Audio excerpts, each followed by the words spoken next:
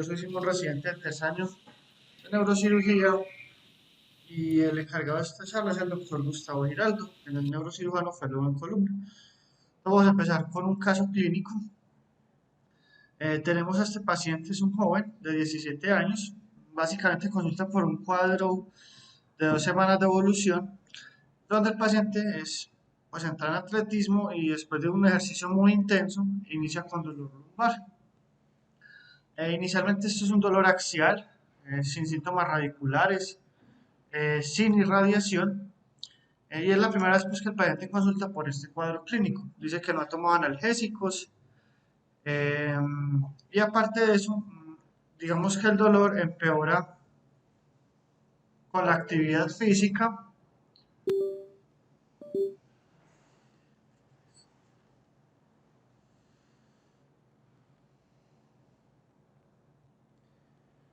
Empeora con la actividad física, pero mejora con el reposo y el dolor desaparece. Pues es como la primera vez que consulta por este cuadro clínico. Bueno, entonces frente a lo anterior nos surgen las siguientes preguntas. Nos gustaría escuchar un R1 o un R2. ¿Cuál sería el manejo inicial de este paciente? ¿O qué ellos considerarían?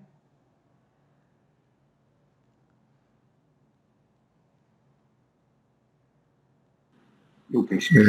Bueno, Simón, pues tenemos un paciente joven con un dolor que aparentemente axial, posiblemente mecánico, asociado a esfuerzo.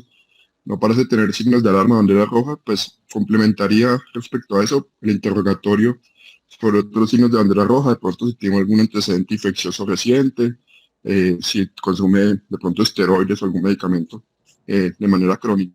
Pero si no es así, digamos que el abordaje inicial podría ser un manejo conservador. Inicialmente AINES, un reposo relativo, retornando pronto a sus actividades normales. Imágenes en este momento no consideraría necesario, solo dependiendo de la evolución o de la aparición de signos de alarma.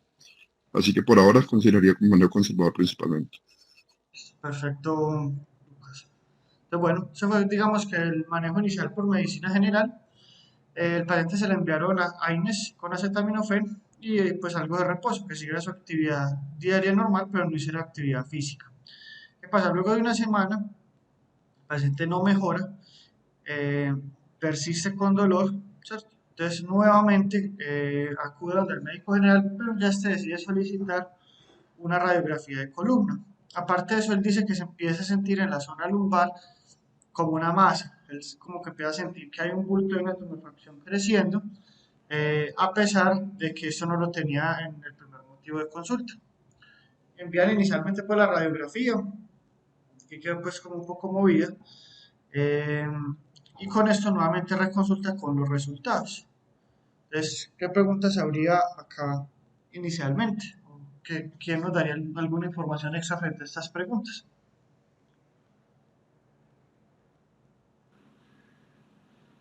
Lucas.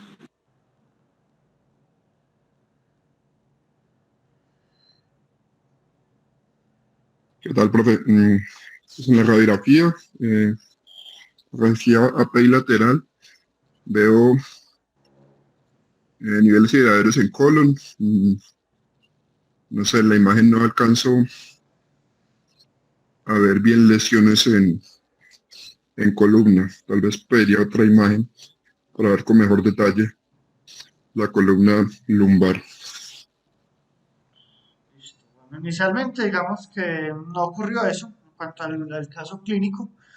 Eh, lo que ocurre y lo que vos decís es que la imagen, pues, evaluarla es un poco difícil porque la parte del colon tiene mucha interferencia en este caso, por lo cual el médico general la interpreta como normal.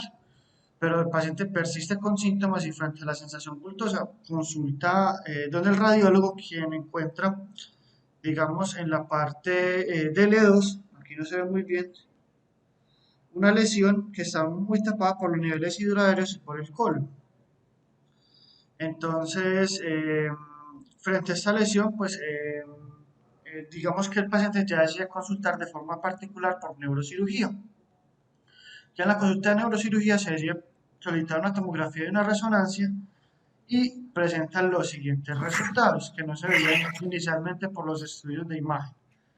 Aquí nos gustaría escuchar de pronto un R2, un R3 que encuentran, qué le parece que hay en la lesión. Buenos días, Mauro, ¿qué más? ¿Todo ¿me bien? escuchan? ¿Qué profesor? Oh, Andrés, Andrés, ¿qué más hacemos? todo bien. Bueno, o sea, entonces en la primera imagen vemos una tomografía simple de columna lumbar con una lesión a nivel de D2, L2, Ujú. una lesión a nivel de L2 de características líticas que está comprometiendo todo el cuerpo vertebral, incluso las corticales o los platillos del cuerpo vertebral. Adicionalmente se ve también compromiso de la apófisis espinosa a ese nivel. Ujú. En las resonancias vemos, primero es una imagen en T1, en T1 se ve una lesión que es hipointensa, que promete todo el cuerpo vertebral y pues igual la apófisis espinosa. Y en la imagen de abajo que se ve en la imagen en T2, una imagen hiperintensa con múltiples lesiones quísticas, como de características quísticas dentro de su interior, a todo el nivel del cuerpo vertebral y la apófisis espinosa, al igual que lo que se ve en la sagital. Da la impresión en la sagital que incluso se ve algo de como si estuviese comprometiendo algo la nivel ya como eso sería la caudequina. Pues eso es lo que vería aquí en esta imagen. Perfecto. Bueno, entonces, pues las preguntas, en este caso, ¿cuál sería tu impresión diagnóstica y tu manejo, Andresito? Bueno, impresión diagnóstica, pues pensaría en el quiste aneurismático y el plan de tratamiento de estas lesiones se supone que se deben tratar con una resección completa de la lesión, una resección en bloque que dicen de la lesión. Entonces me iría por una arterectomía y fijación posterior y colocarle un cilindro adelante. Perfecto. Entonces, ahorita resolveremos el caso, que fue lo que se llevó a cabo, y el tema de hoy, pues como lo dijo Andrés, es el quiste neurismático. Vamos entonces a comenzar con la charla. Digamos que ese es el cronograma que vamos a tener el día de hoy para entender bien esta enfermedad y que vamos a desarrollar poco a poco en cuanto a estos conceptos. ¿Listo? Entonces, en cuanto a los datos epidemiológicos, digamos que es una enfermedad que afecta a pacientes jóvenes, lo usual es por debajo de los 20 años, es raro que la edad de presentación de este tumor supere los 20 años de edad como primera vez. ¿Listo?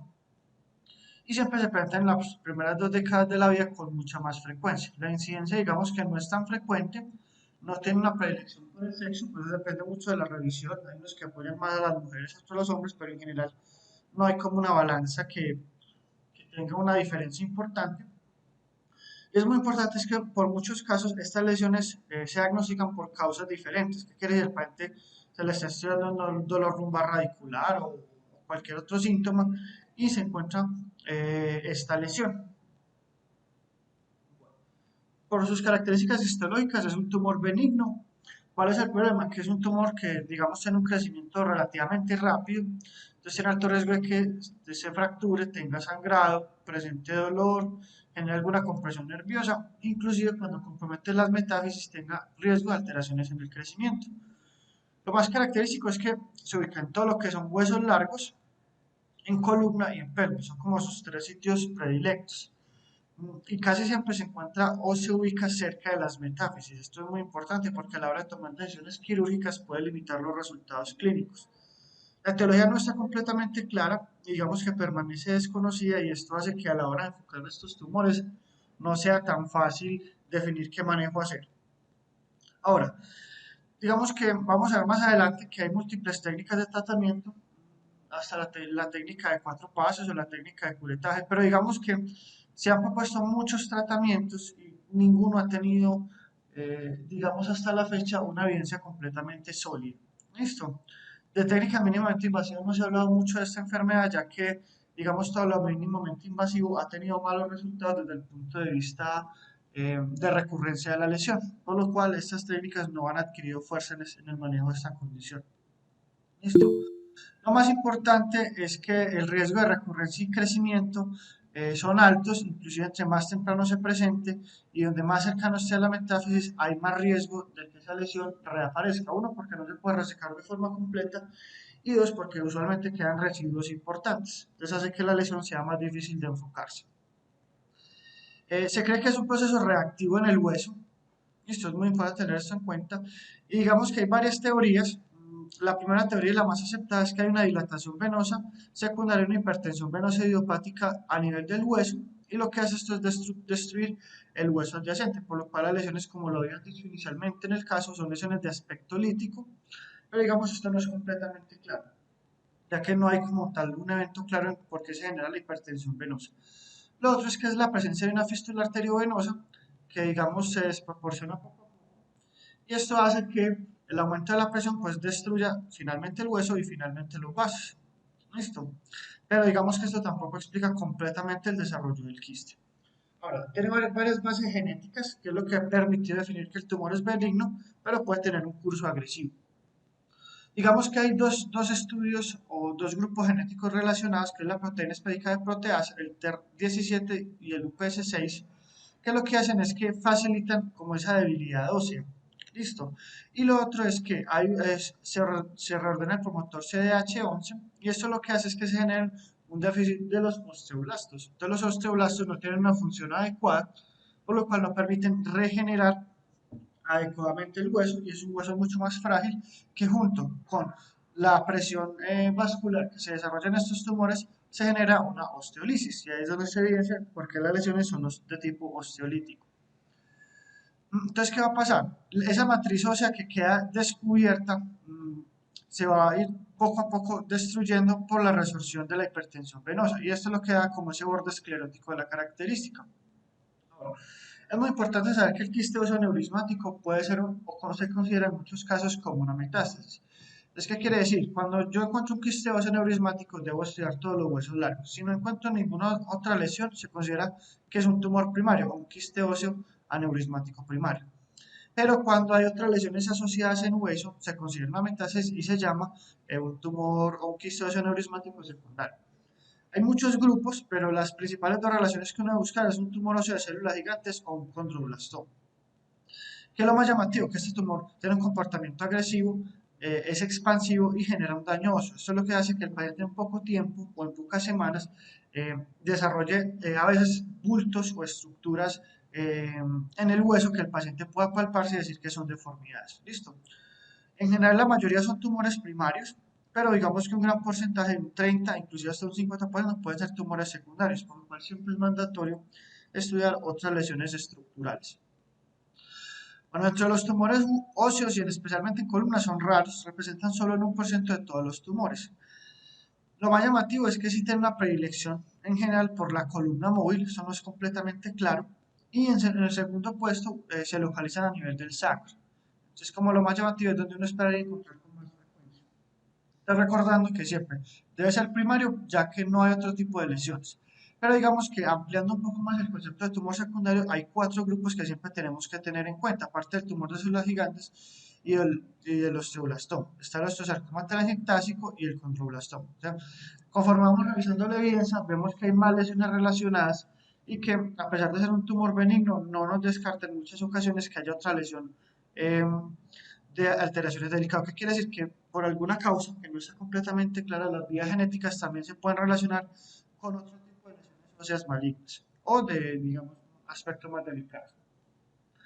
De lo que veníamos, el síntoma más frecuente es el dolor, usualmente es un dolor axial o localizado donde se encuentra la lesión, y se acompaña de tumefacción. El paciente siempre va a relatar esto, usualmente a las pocas semanas de haber empezado los síntomas. Lo llamativo es que el paciente tarda en consultar alrededor de 6 meses en promedio, pero puede ir de 1 a 18 meses dependiendo de la velocidad del crecimiento del quiste y esos fenómenos de hipertensión venosa. Y la zona más frecuente es el E4 y E5, donde el paciente hace compresión, hace abultamiento y hace síntomas neurológicos. El síntoma más frecuente es la caudequina, pero es muy importante saber que los síntomas neurológicos, uno, son raros y dos, son de presentación tardía. Es decir, esto es una de las componentes más tardíos del paciente, y usualmente es porque no se estudia, al menos con una radiografía simple. Entonces, miremos esta revisión de 9 casos de quistes, donde la presentación clínica, miremos que en general es dolor, con algo en algunos casos de debilidad, pero secundaria al dolor, y solo uno de los 9 pacientes presentó caudequina. Pues aquí hacen una revisión completa, y esto es otro componente importante, que estos pacientes rara vez tienen complicaciones, en general son relacionadas con las técnicas quirúrgicas, ¿listo? Entonces, ¿esto qué quiere decir? Que si el paciente se detecta a un momento temprano y se lleva una intervención adecuada, el paciente va a tener muy buenos resultados y va a tener complicaciones menores en general. Y miremos que si se hace una buena técnica quirúrgica, el riesgo de recurrencia también es bajo. Esto lo iremos desarrollando pues conforme la charla. Ya entrando un poco más en las manifestaciones clínicas, sobre todo en columna, miramos que la localización principal es lumbar o cervical, lo que hablamos de los segmentos móviles. La torácica es rara, usualmente se consideran más lesiones secundarias, es muy importante tener esto en cuenta. Y lo más llamativo es que la zona de recurrencia más frecuente se ha descrito en la zona cervicodorsal, de S6 a T1. Esto nos explica es porque usualmente se relaciones con el plexo braquial y a veces la resección del quiste es muy compleja de forma completa, lo cual facilita que quede un residuo de forma importante y esto facilite la recurrencia. Y recordar que la edad siempre es por debajo de los 20 años en estos pacientes. Digamos que hay una clasificación radiológica, que es la clasificación de Enikin, nos forma tres grupos, el grupo 1, el grupo 2 y el grupo 3. El grupo 1 es tal vez la presentación más rara y menos frecuente, que es el tipo latente donde no hay crecimiento del tumor, está localizado y permanece estable a lo largo del tiempo. El grupo 2 es tal vez el grupo donde la lesión tiene un crecimiento, pero no genera una osteólisis tan agresiva. Y el grupo 3 ya es un grupo más agresivo que puede tener esta metástasis. Vamos a desarrollar un poquito mejor la clasificación, ya que esto tiene algunas subdivisiones. Y la complicación espinal más frecuente es la vértebra plana. Aquí hay una fractura importante, el paciente sufre deterioro y llega con un dolor axial importante. Estos casos son los más delicados porque estos son los que tienen riesgo de deterioro neurológico por angulación sifótica. Ahora, ¿dónde suele localizarse la lesión en columna? Lo que son elementos posteriores. Listo. Por eso es que se detecta con tanta facilidad esa masa a nivel de la columna o a nivel sacro en el examen clínico. Lo más llamativo es que suele tener una expansión hacia los vehículos e inclusive puede llegar hasta el cuerpo vertebral hasta en el 70% de los casos. Eso quiere decir que es una lesión que tiene, digamos, un crecimiento rápido, acelerado eh, y puede comprometer toda la vértebra, lo cual facilita ese desarrollo de la vértebra plana. Entonces, miremos aquí la clasificación de Henneken, lo que decíamos, la lesión inactiva, son lesiones muy bien definidas, usualmente están lejos de la cortical o cercanas a ellas, no tocan las metáfisis, listo, y son lesiones que el paciente no suele estar con síntomas relacionados. Entonces, estas lesiones usualmente se observan, pero son extremadamente raras. El 2 son lesiones que van creciendo, miren ya cómo puede comprometer la cortical y desplazarla y se puede aproximar a las metáfisis.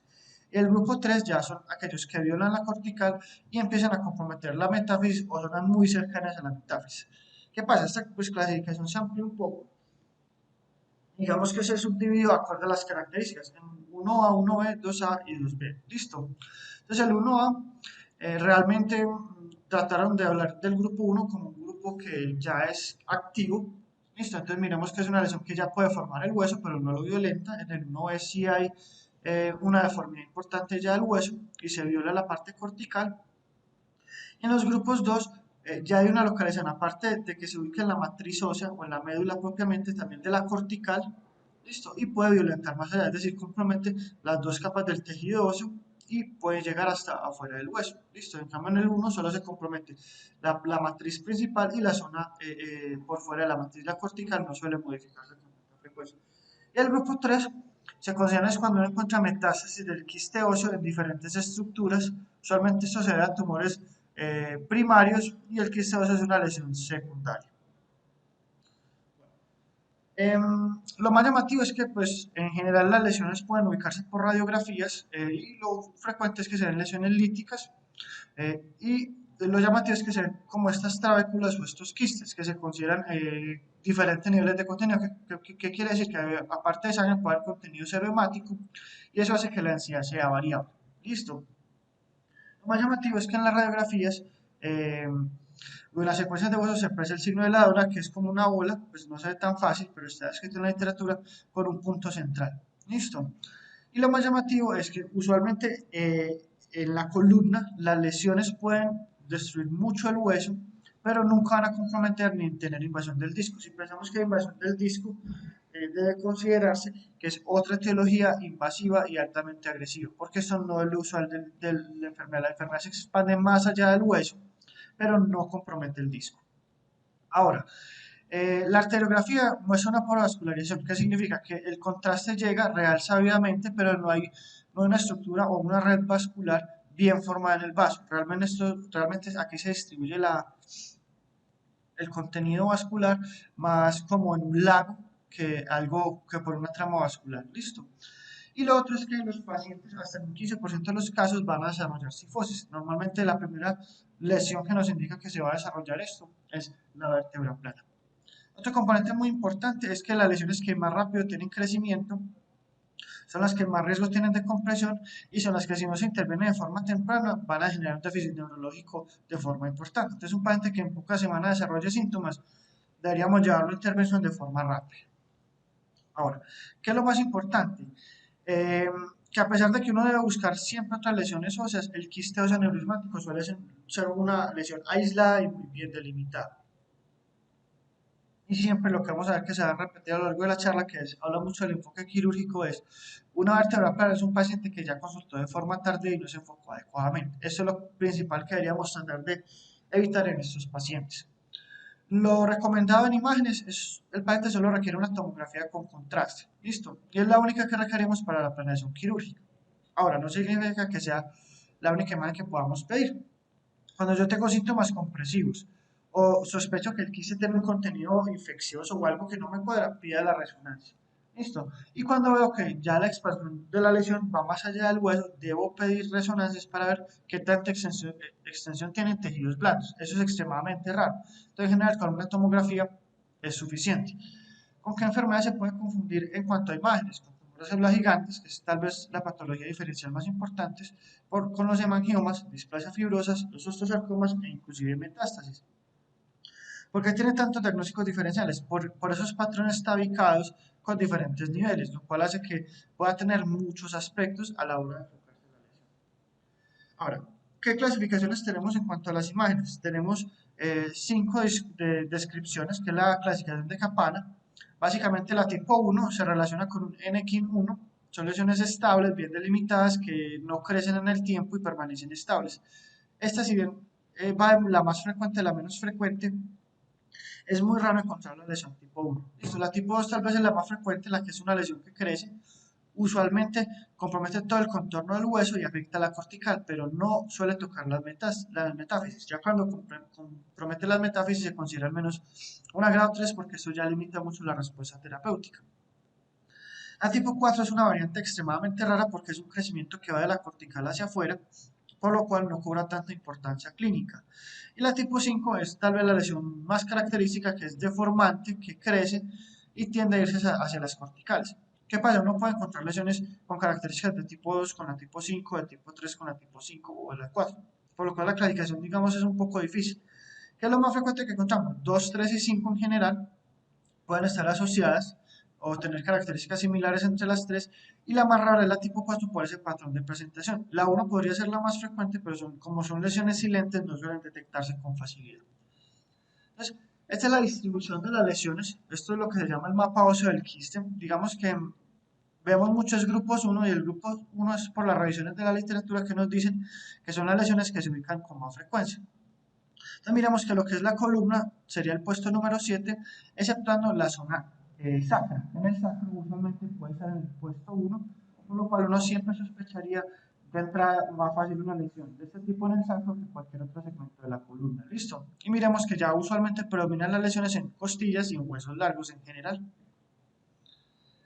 Ahora, la histología tiene dos aspectos, un aspecto macroscópico que es el que reportan en las descripciones quirúrgicas, que es una masa esponjosa hemorrágica, que tiene una capa delgada de huesos reactivos. Estas son las lesiones osteolíticas.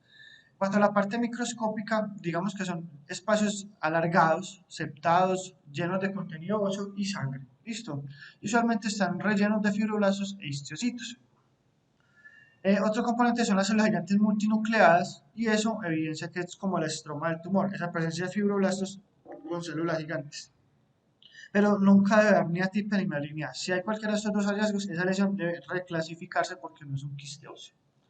Bueno, en cuanto a las técnicas de manejo, se han descrito muchas técnicas, vamos a tratar como de resumirlas. Digamos que la técnica durante mucho tiempo que fue el tratamiento estándar fue el curetaje con la cauterización por calor. ¿Listo? Entonces lo que hacían era incidir en el tumor, hacer un curetaje extenso, exponer todos los bordes y ahí hacer una quemadura física. Ellos podrían utilizar calor, algunos agregan una tercera técnica que era después del calor, fresar la herida, listo. Pero se vio con el tiempo, conforme ahora vemos la evolución de la evidencia, que tenían alto riesgo de recurrencia, idealmente en los 6 primeros meses. Después se utilizó la técnica con fenolización, que digamos que lo que hacían era cogerse isopos del fenol al 75%, se abría el quiste y lo que se hacía era un lavado de ese tumor con el fenol. El fenol es un derivado del acetona.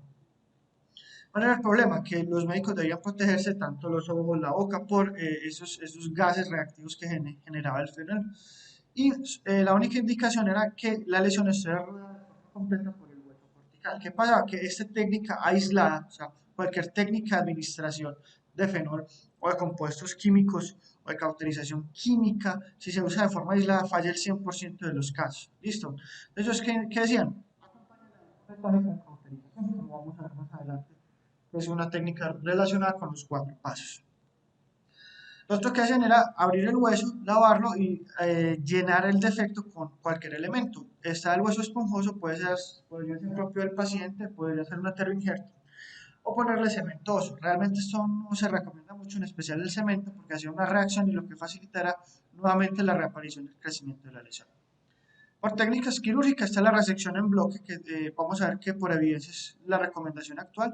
La otra, la embolización, es una técnica muy buena, pero idealmente recomendada acompañarla de la cirugía con resección en bloque. ¿Por qué? Digamos que para obtener un resultado adecuado, el paciente requería múltiples intervenciones, al menos de 3 a 4 intervenciones para lograr éxito. Entonces esto aumentaba de forma significativa los efectos secundarios de esta terapia. ¿Listo? Y las técnicas percutáneas que no han funcionado, digamos que actualmente hay alguna evidencia de esto, que la traeremos a colación, pero son técnicas en desarrollo que no tienen muy buenos resultados. ¿Qué otras técnicas se han descrito? La crioterapia con nitrógeno líquido, digamos, ha tenido buenos resultados, pero faltan más estudios. Y la radioterapia, si bien son lesiones radiosensibles, digamos que no se recomienda por el riesgo de generar otras lesiones malignas en hueso, ya que no hay tan buenos resultados clínicos a la hora de controlar la lesión a largo plazo, a pesar de ser radiosensible. Entonces miremos este resumen de todas las técnicas. Entonces miremos todo lo que es de ese tipo con alcohol. Siempre requiere múltiples intervenciones y no logra un adecuado control de la infección. Entonces ellos dicen que en la escleroterapia no utilizarla como un manejo aislado.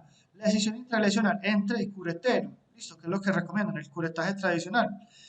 Tal vez las técnicas abiertas tenían un problema de escena, que tenían más sangrado, mayor riesgo de infección y mayores complicaciones intraoperatorias. Lo mismo la decisión en bloque. Entonces, esta técnica inicialmente se da como segunda pauta pensando que el paciente iba a responder a las terapias esclerosantes. La embolización tiene un muy buen control, pero recordemos dos cosas. Uno, requiere múltiples terapias y dos, dependiendo del tamaño de las partículas, que esto lo vamos a entender más adelante, aumenta el riesgo de déficit neurológico. O si las partículas son muy grandes, no tiene el efecto deseado. Entonces, vamos a entender un poco esto más adelante. Y la radioterapia es una técnica no invasiva, es cuando el paciente tal vez no tenga opción de otro manejo, pero miren, siempre tiene aumento de riesgo de malignidad, de crecimientos malignos, y algunos hablan de que puede generar lesiones importantes en las metáfisis y alterar el crecimiento del paciente. Ahora, entonces empezamos a hablar un poco de recurrencia antes de pasar a fondo a la evidencia. La recurrencia puede llegar hasta el 31%, según la revisión puede extenderse hasta el 60% de los casos, depende mucho de la técnica y de la habilidad de la intervención quirúrgica. Entonces, digamos que tal vez lo que más recurrencia tiene hasta el momento de forma aislada es el cemento óseo, recurre hasta el 50% de los casos y es porque hay una reacción importante con el cemento, por lo cual no es recomendable. Lo otro es el injerto de hueso heterólogo. Ese injerto de hueso heterólogo es muy similar a la reacción que da por el cemento por cuerpo extraño, pero es un poco menos frecuente. La fenolización junto con cirugía tiene una recurrencia del 24%. Aquí la cirugía es uretal. Pero recordemos que la fenolización aislada o cualquier estructura aislada recurre al 100% de los casos. La osteosíntesis, que lo que hacían era instrumentar al paciente sin retirar el quiste, no tenía tan mala recurrencia, digamos, porque se retiraba la carga axial, pero no tenía tan buenos resultados en cuanto al dolor, por lo cual esto se desechó. El injerto de hueso autólogo tiene menos efectos secundarios, la embolización también y el curetaje. Listo. Recordemos que la cirugía tiene un riesgo de recurrencia si se logra la resección del 100% en 0%. Y el riesgo acumulativo cuando una lesión queda presente es de que recurra del 83% en un año, del 77% en los 2 años y a los 5 años al 66%. Digamos que el promedio más frecuente de la que la lesión recurre es en los primeros 15 meses, pero hay un rango importante donde uno espera que con más frecuencia la lesión reaparezca. Ahora, ¿cuáles son los factores de riesgo para que esa lesión recurra con más facilidad? Uno, la edad del paciente. Todos los pacientes por debajo de los 10 años tienen mayor riesgo de recurrencia. Una localización diferente a manos y pies. Esto no está claro, pero se ha visto que en manos y pies la recurrencia de la lesión suele ser del 0%. No hacer un curetaje. Ellos que explican con el curetaje que se trata de limpiar todos los bordes y dejar bien expuesta la matriz ósea. Usualmente este no curetear es en las lesiones metafisiales. Lo otro es el tipo de injerto de hueso, que algunos todavía lo utilizan, que sea diferente al autólogo. Listo. Que se utilicen técnicas de cauterización aislada, que se utilicen técnicas quirúrgicas diferentes a las abiertas, es decir, técnicas mínimamente invasivas. Y lo otro es que la resección parcial. Digamos que no está claro qué es una resección parcial o a partir de qué tamaño es el residuo, pero se ha descrito en la literatura que tiene un riesgo de recurrencia del 25%. Ahora, el tiempo promedio que uno espera que esos pacientes recurran es en los 15 meses, pero usualmente la mayoría recurren entre 6 a 12 meses, la mayoría de lesiones, aproximadamente el 80%. Y el principal factor de riesgo descrito en la literatura es la presencia de residuo tumoral. Ahora, ¿qué pasa? Si yo tengo un residuo y el residuo no tiene crecimiento estable, yo lo debo vigilar. Entonces, idealmente lo vigilo los primeros 2 años. Después de 2 años es raro que recurra. Algunos hablan extiéndase hasta 4 años, ya que después de 4 años es altamente improbable que esa lesión tenga recurrencia. Lo importante es que todos los pacientes, se llevan a intervención o no, deben monitorizarse ese residuo o esa lesión a lo largo del tiempo por el alto riesgo de crecimiento, ya que si hay crecimiento en poco tiempo, esa lesión debería llevarse a intervención quirúrgica. Entonces miremos este artículo que lo que hace es combinar y comparar algunos estudios que da el curetaje en la técnica de los 4 pasos con el injerto de material y comparado con otras técnicas. Y miremos que inclusive las técnicas que solo requieren curetaje y no se combinan de forma adecuada con otras técnicas, el riesgo de recurrencia suele ser alto, inclusive muy similar a técnicas mínimamente invasivas y de solo estructuras diferentes a las técnicas quirúrgicas.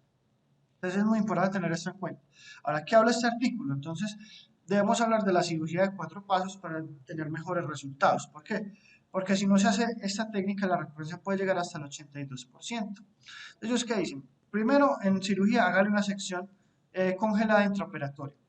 Eso permite un diagnóstico histológico rápido. Si usted confirma que es un quiste óseo, entonces hágale un curetaje con una ventana cortical ancha, es decir, trata de hacer una resección en bloque o al menos llevarse lo que más pueda.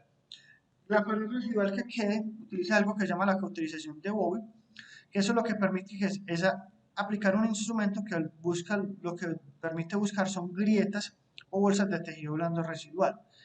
Y cuando usted encuentre esas grietas, esto lo va a fresar con una fresa de alta velocidad hasta que desaparezca completamente. Ellos dicen que se deben utilizar una lámpara frontal y lupas quirúrgicas que permite evaluar esta cauterización de Bowie o este líquido de Bowie, que es lo que permite ubicar de forma adecuada las lesiones. ¿Okay? Y ellos dicen que usted le puede agregar un quinto paso, en el dado caso que lo considere, que es agregarle fenol o peróxido de hidrógeno. Eso depende pues, de la selección del cirujano que está hablando de este componente. Ahora, ¿cómo son las tasas de recurrencia? Entonces miremos. Acá comparamos la recurrencia libre de sobrevida. ¿Listo? Entonces, pues primero, la localización. Todo lo que sea manos y pies, miren que la recurrencia es el 100%. Esos blancos permanecen libres en el tiempo. Cuando no se localicen manos y pies, miremos que con el tiempo estas lesiones se van a ir recurriendo poco a poco a lo largo del tiempo. Inclusive, en general, un paciente bien intervenido puede la lesión recurrir hasta en un 40% de los casos. Ahora, en los pacientes tratados con cauterización, listo, los pacientes que se cauterizan, miren que tienen mejor evolución en el tiempo, pero tienen un riesgo de recurrencia en promedio de 25 a 30%. Los pacientes que no se tratan con cauterización, esos pacientes tienen más riesgo de recurrencia, puede llegar en promedio a un 60 a un 62%. Ahora, el uso de fenol. Entonces miremos que el fenol también tiene mejores resultados. Los pacientes que se utilizan con fenol recurren en promedio entre un 20, un 25%, mientras que los no se utiliza fenol puede recurrir hasta un 40-45%. Y con los injertos lo mismo, cuando utilizamos el autoinjerto o el aloinjerto, estos pacientes tienen mejores resultados, menos recurrencia porque hay menos reacción al cuerpo extraño, comparados con los injertos heterólogos que sí tienen, pueden tener una recurrencia hasta el del 40-45%. Ahora, en cuanto a la embolización, pues es muy importante hablar de esto. Usualmente la recomendación actual es que se combine con cirugía. No se recomienda usarlo de forma aislada porque va a requerir múltiples intervenciones. El efecto es un poco tardío, alrededor de 3 meses, se puede extender hasta los 2 años. Y lo que hablábamos del tamaño, siempre se recomienda usar partículas de polivinilo, pero de mediano tamaño. Las pequeñas aumentan el riesgo de complicaciones, las partículas grandes eh, no tienen el efecto deseado en cuanto a los bordes escleróticos del tumor. ¿Listo? Y lo otro es que si son lesiones pequeñas, a veces el riesgo es que usar esas partículas pequeñas aumenta el riesgo de complicaciones isquémicas, no solo localizada en el hueso, sino en la parte vascular. Ahora, si yo embolizo al paciente, lo debo intervenir en los siguientes 2 a 3 días. ¿Listo? ¿Por qué? Porque a veces hay riesgo de que se desarrolle colateralidad y esto facilita es que el tumor crezca después de la intervención o que no tenga los resultados deseados desde el punto de vista quirúrgico. Ahora, cuando hay residuos posoperatorios pequeños, uno podría decidir observar o embolizar. Eso ya es decisión del cirujano, ya que la evidencia no tiene pues como tal una evidencia a favor o en contra de estas dos conductas. Ahora, ¿qué complicaciones tenemos? Raras, en promedio solo se complican 5 de 90 casos. Se reintervienen, si el paciente se selecciona bien y se hace una buena intervención quirúrgica, solo se reinterviene el 5%. Y casi siempre se reintervienen es porque tienen riesgo de deformidad. ¿Listo? Importante, estos tumores sangran bastante, entonces hasta un 6% de los pacientes puede requerir transfusiones en la cirugía. Y siempre recordar que si el paciente tiene una vértebra plana, hay que ser un poco más agresivos en el manejo quirúrgico. Ahora, ¿qué nuevos tratamientos hay? Tal vez este es un artículo que se está desarrollando estas técnicas en Japón, listo, y en Finlandia principalmente, que consisten en el vidrio bioactivo. Entonces, ¿en qué consiste esta técnica? Eso es por una técnica mínimamente invasiva, se le localiza la lesión. Al localizarse la lesión por una aguja, se inserta el vidrio bioactivo y este con el tiempo hace una reacción que sella la lesión. Miremos que es tal vez la técnica. Ellos nos dicen pues que de los pacientes evaluados, ellos lo utilizaron en 18 niños, digamos que permitió que la lesión permaneciera estable en el tiempo. Si bien esto es una técnica bastante nueva, eh, viene pues como ganando importancia en el terreno, pero hasta ahora no hay resultados. Ahora, ¿cómo vamos a hablar de la evidencia? ¿Qué nos permite hablar la evidencia en estos pacientes?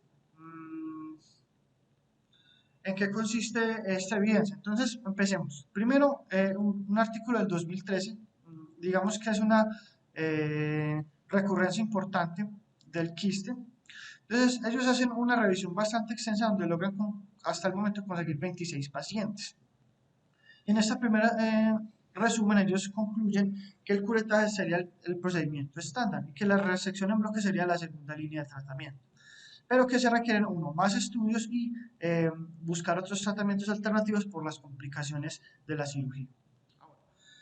El segundo artículo ya viene desde el 2015, es un artículo que también evalúa todos estos componentes. Ellos hacen 4 preguntas donde desean averiguar cuál es la recurrencia, cuáles son los factores relacionados con la recurrencia, se puede utilizar terapia ayudante, eso funciona, ¿no? Y cuáles son los cambios en el hueso relacionados con el tratamiento quirúrgico, ¿cierto? En el dado caso. Entonces ellos tienen una evidencia más grande, 90 pacientes en esta revisión, y después de una revisión amplia hasta el 2009, a pesar de que se los publican en, en en 2015, listo, ellos tienen un seguimiento largo, 99 meses, y esto es lo que hace que se demora tanto la publicación del estudio. Ellos dicen que las técnicas ayudantes, digamos, permiten ayudar a la técnica, pero si se utilizan de forma aislada hay alto riesgo de recurrencia y la cirugía abierta es la mejor opción a pesar de que es un tratamiento un poco más agresivo. Entonces ya que empieza a hacer la cirugía, el tratamiento estándar conforme a los reportes de caso. Ahora ya tenemos este artículo del 2020. Este artículo es una revisión un poco más extensa. Entonces ellos lo que hablan es una revisión hasta abril del 2019 y que los pacientes tengan al menos dos años de seguimiento. Se ubicaron 21 artículos y lograron una muestra de 272 pacientes. Ahora, ¿qué empiezan a encontrar ellos? Entonces ellos dicen, la radioterapia y el tumor es radiosensible, es decir, tiene buenos resultados. ¿Qué pasa? Que los términos a largo plazo de riesgo con la radioterapia es extremadamente alto porque los pacientes son jóvenes y todavía no hay como un tratamiento estándar. Entonces ellos que dicen, no, el tratamiento quirúrgico sería lo ideal con una resección completa y que se puede utilizar terapia ayudante, ¿con qué? Con crioterapia o con fenol. ¿Listo? La embolización es muy útil, ya que puede aumentar, puede ayudar a disminuir el sangramiento operatorio, pero digamos que como tratamiento aislado no tiene tan buenos resultados y tiene más riesgo de recurrencia. Se hablaron unas técnicas con los bifosfonatos y la doxiciclina, pero esto no tuvo pues como buenos resultados en cuanto a la eficacia. Y ya la evidencia más actual, esto se publicó en febrero del 2022, eh, es como en los niños se comportan estos tumores y qué técnicas podríamos recomendar acorde a la evidencia actual. Entonces, el objetivo de ellos era ver a nivel de la columna cómo se lograba el control del quisteo neurismático. Entonces, ellos hacen una revisión bastante extensa, ellos la hacen hasta el 2014, pero forman dos grupos. ¿En qué consisten estos dos grupos? El grupo 1 es una cirugía tradicional, que es lo que se hablaba antes como la evidencia 1, como vimos en el primer artículo, que era el curetaje y algo de injerto. Y el grupo 2, que es la cirugía de 4 pasos, tratando de realizar la resección en bloque acorde a lo que habíamos hablado inicialmente. Entonces, en sus resultados, ellos siguieron estos pacientes por al menos 4 años.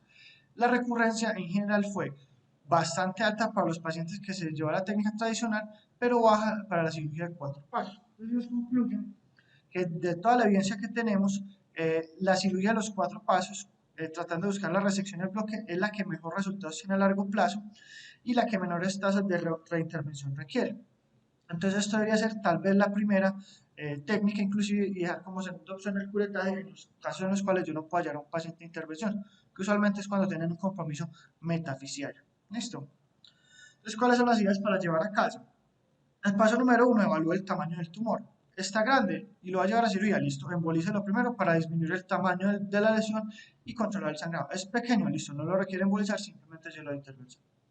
El paso 2, entonces, el tumor tiene fácil acceso, solo puede resecar en bloque y el paciente tiene adecuadas condiciones clínicas, listo, sí, haga la cirugía en 4 pasos buscando esa resección completa. No, hágale un curetaje y le puede ayudar con terapias ayudantes como el fenol o algún otro crioterapia o algo. Hay residuo tumoral. Si no hay residuo tumoral, hágale seguimiento a ese paciente. El residuo es pequeño, entonces lo puede embolizar o hágale seguimiento. El residuo es grande, ese paciente requiere una reintervención temprana. El tumor recurrió, entonces la recurrencia es de gran tamaño, pero es de pequeño tamaño, lo puede embolizar o hacer seguimiento. ¿Cómo seguimos a este paciente? Entonces, digamos que la literatura no está clara, pero ellos dicen, al menos monitorice el enfermedad cada 3 a 6 meses por el alto riesgo de crecimiento rápido. Eso en los primeros 2 años. Si a los 2 años permanece estable, hágalo anual hasta completar 4 años, ya que después de 4 años la tasa de recurrencia es tan baja que es poco probable que el paciente vuelva a consultar. ¿Y cuando le damos al paciente? 4 años sin recurrencia de la lesión o una lesión que permaneció estable luego de 4 años. Entonces, ¿qué hicimos con el caso clínico? Lo que hicimos fue una resección completa, una vertebrectomía total. Le pusieron un cilindro y instrumentaron una vértebra superior y una vértebra inferior para prevenir la recurrencia. Listo, aquí pues lo que se hizo fue una resección completa de toda la lesión. Entonces, ya para concluir, hasta la fecha, pues la cirugía de resección en bloque, idealmente en 4 pasos, es el mejor tratamiento. La embolización o los tratamientos ayudantes como el fenol, digamos que tienen resultados buenos, pero usualmente cuando se acompañan de cirugía. Aislados no tienen una recomendación sólida. ¿Qué pasa? Todavía nos falta entender bien esta enfermedad para ofrecer nuevos y mejores tratamientos. Lo más importante, aparte de tener claro qué cirugía hacer, es que estos tumores se pueden acompañar de otras lesiones y siempre hay que buscar esas otras condiciones. Y ya con eso terminamos. Muchas gracias.